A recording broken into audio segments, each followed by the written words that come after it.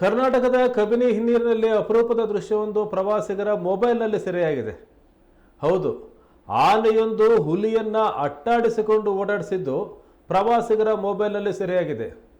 ಇಲ್ಲಿ ಸಲಗದ ಗಾಂಭೀರ್ಯಕ್ಕೆ ಹೆದರಿದ ಹುಲಿ ಕ್ಷಣಾರ್ಧದಲ್ಲೇ ಆನೆ ದಾಳಿಯಿಂದ ತಪ್ಪಿಸಿಕೊಂಡಿದೆ. ಸದ್ಯ ಈ ವಿಡಿಯೋ ಎಲ್ಲ ಕಡೆ ವೈರಲ್ ಆಗ್ತಾ ಇದ್ದು ಭಾರಿ ಸದ್ದು ಮಾಡಿದೆ.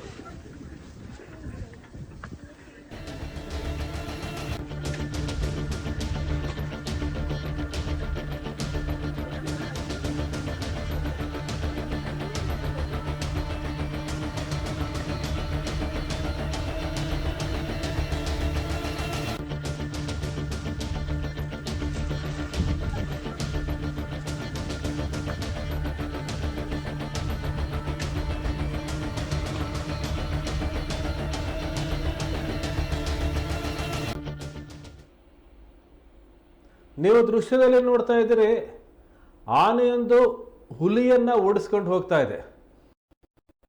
ಹುಲಿ ಸಹ ಆನೆಯಿಂದ ತಪ್ಪಿಸ್ಕೊಳ್ಳೋಕೆ ಮುಂದಕ್ಕೆ ಸಾಗ್ತಾ ಇದೆ. ಆನೆ ಹುಲಿಯ ಮೇಲೆ ಎರಗುವ ರೀತಿಯಲ್ಲಿ ಬರ್ತಾ ಇದೆ. ಇಲ್ಲಿ ಆನೆ ಹುಲಿಯನ್ನ ಬೆದರಿಸಿದೆ ಅನ್ನುವಂಥ ಅರ್ಥ ಈ ವಿಡಿಯೋದಲ್ಲಿ ಬರ್ತಾ ಇದೆ. ಆದರೆ ಸಾಮಾನ್ಯವಾಗಿ ಯಾವುದೇ ಪ್ರಾಣಿ ಆಗಿರ್ಬೋದು, ಹುಲಿಯೇ ಆಗಿರ್ಬೋದು, ಒಂದು ಸಾರಿ ಆಹಾರವನ್ನು ಸೇವಿಸ್ತು, ಹಸಿವು ನೀಗಿತು ಅಂದಮೇಲೆ ಮತ್ತೆ ಬೇಟೆಯಾಡುವ ಮನಸ್ಸನ್ನು ಮಾಡಲ್ಲ. ಯಾವುದೇ ಪ್ರಾಣಿ ಆಗಿರ್ಬೋದು, ಹಸಿವಾದಾಗ ಮಾತ್ರ ಬೇಟೆಯನ್ನು ಆಡ್ತವೆ, ಹಸಿವಾದಾಗ ಮಾತ್ರ ಆಕ್ರಮಣದ ಮನೋಭಾವವನ್ನು ತೋರ್ತವೆ, ಅಥವಾ ತಮಗೆ ಅಪಾಯ ಒದಗಿದೆ ಅನ್ನುವಂಥ ಸಂದರ್ಭದಲ್ಲಿ ಆಕ್ರಮಣದ ಮನೋಭಾವವನ್ನು ತೋರ್ತವೆ. ಇಲ್ಲ ಅಂತಂದರೆ ಯಾವುದೇ ಕಾಡು ಪ್ರಾಣಿ, ಹುಲಿ ಆಗಿರ್ಬೋದು, ಸಿಂಹ ಆಗಿರ್ಬೋದು, ಯಾವುದೇ ಆಗಿರ್ಬೋದು, ಅವು ವಿಶ್ರಾಂತಿಯನ್ನು ಪಡಿತವೆ.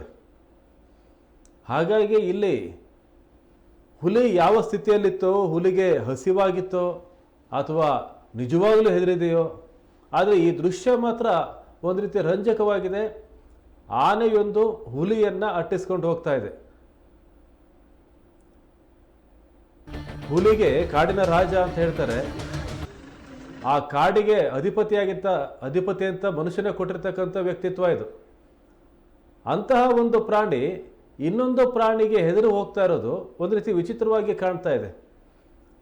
ಆದರೆ ಕಾಡಿನ ಸಂಸ್ಕೃತಿಯಲ್ಲಿ ಪ್ರಾಣಿಗಳ ಜೀವನ ಕ್ರಮದ ವಿಚಾರದಲ್ಲಿ ಇದೊಂದು ಸಹಜ ಕ್ರಿಯೆಯಾಗಿದೆ. ಆದರೆ ಈ ದೃಶ್ಯ ಮಾತ್ರ ಪ್ರವಾಸಿಗರ ಮೊಬೈಲ್ಗೆ ಸೆರೆಯಾಗಿದೆ. ಆನೆಯೊಂದು ಹುಲಿಯನ್ನು ಅಟ್ಟಿಸ್ಕೊಂಡು ಹೋಗ್ತಾ ಇದೆ. ಹಾಗಾದರೆ ಆನೆಯನ್ನು ಹುಲಿ ಬೇಟೆಯಾಡ್ಬೋದಾ, ಆನೆಯನ್ನು ಸಿಂಹ ಬೇಟೆಯಾಡ್ಬೋದಾ ಅಂತಂದರೆ ನಾವು ಯಾವುದನ್ನು ಇದೇ ರೀತಿ ನಡೆಯುತ್ತೆ, ಹೀಗೆ ನಡೆಯುತ್ತೆ ಅಂತ ಹೇಳಲಿಕ್ಕಾಗೋದಿಲ್ಲ. ಎಷ್ಟೋ ಬಾರಿ ಕಡಿಮೆ ಶಕ್ತಿಶಾಲಿ ಇರ್ತಕ್ಕಂಥ ಪ್ರಾಣಿಗಳು ಮಾಂಸಾಹಾರಿ ಪ್ರಾಣಿಗಳನ್ನು, ಶಕ್ತಿಶಾಲಿ ಪ್ರಾಣಿಗಳನ್ನು ಅಟ್ಟಿಸ್ಕೊಂಡು ಹೋಗುವಂಥ ಹಲವು ದೃಶ್ಯಗಳು ಈಗ ಜಗಜ್ಜಾಹೀರಾಗಿದ್ದಾವೆ. ಮಂಗಗಳ ಗುಂಪೊಂದು ಹುಲಿಯ ಮೇಲೆ, ಚಿರತೆಯ ಮೇಲೆ ಎರಗಿ ಓಡಿಸಿದಂಥ ದೃಶ್ಯಗಳು ಸಹ ನಮ್ಮ ಕಣ್ಣು ಮುಂದೆ ಇದೆ. ಹಾಗಾಗಿ ಕಾಡಿನ ಆ ಜೀವನ ಕ್ರಮ ಏನಿದೆ ಅದನ್ನು ಅರ್ಥ ಮಾಡ್ಕೊಳ್ಳೋದು ಸುಲಭ ಸಾಧ್ಯ ಅಲ್ಲ. ಆದರೆ ಈ ದೃಶ್ಯ ಮಾತ್ರ, ಆನೆಯೊಂದು ಹುಲಿಯನ್ನು ಅಟ್ಟಿಸ್ಕೊಂಡು ಹೋಗ್ತಿರೋ ದೃಶ್ಯ ಮಾತ್ರ ಮನುಷ್ಯನ ಮನಸ್ಸಿಗೆ ಒಂದು ರೀತಿ ರಂಜನೀಯವಾಗಿದೆ.